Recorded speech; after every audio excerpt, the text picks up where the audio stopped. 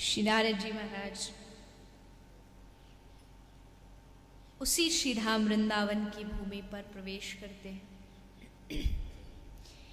एक दृश्य देखा,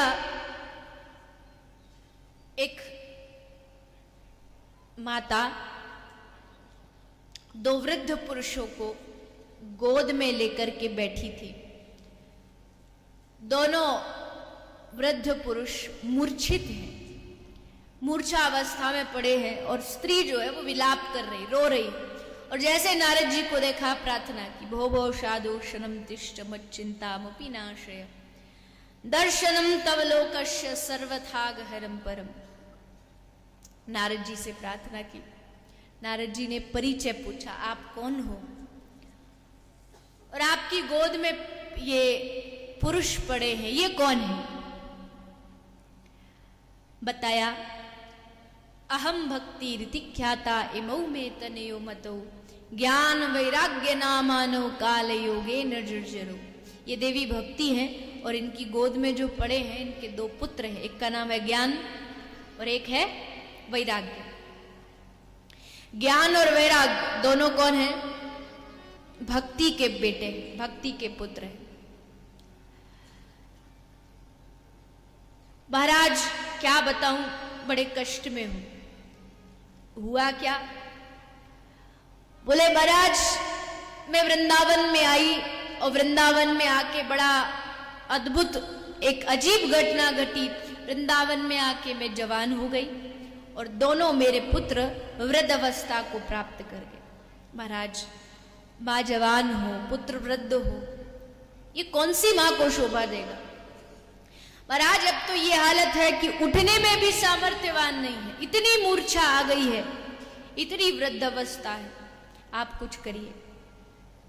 नारद जी ने ज्ञान वैराग के कान में वेद शास्त्र पुराण सबके श्लोक सुनाए, पर ज्ञान वैराग की निद्रा नहीं खुली।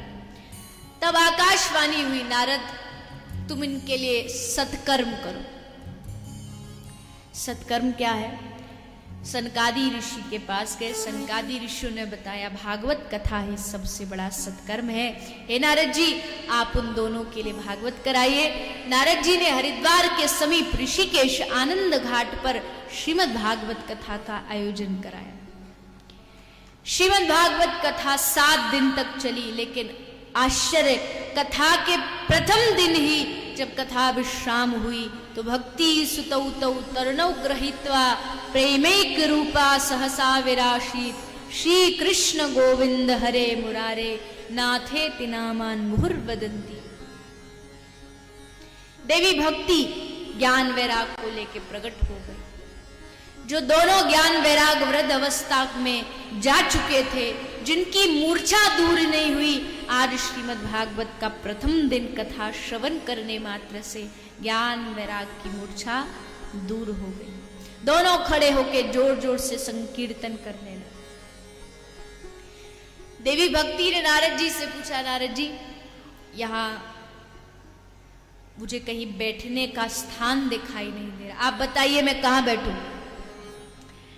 नारद जी ने कहा, ये देवी भक्ति आप ऐसा करिए, आप ये जितने श्रोता बैठे हैं आप इन श्रोताओं के हृदय में बैठ जाइए, इससे अच्छा स्थान आपको दूसरा कोई नहीं मिलेगा। देवी भक्ति श्रोताओं के हृदय में बैठ गई। अर्थात आप सब कथा में आए हो, इसका कहीं ना कहीं अर्थ है कि आपके हृदय में देवी भक्ति का निवास है, तभी आप इस कथा तक पहुंचे।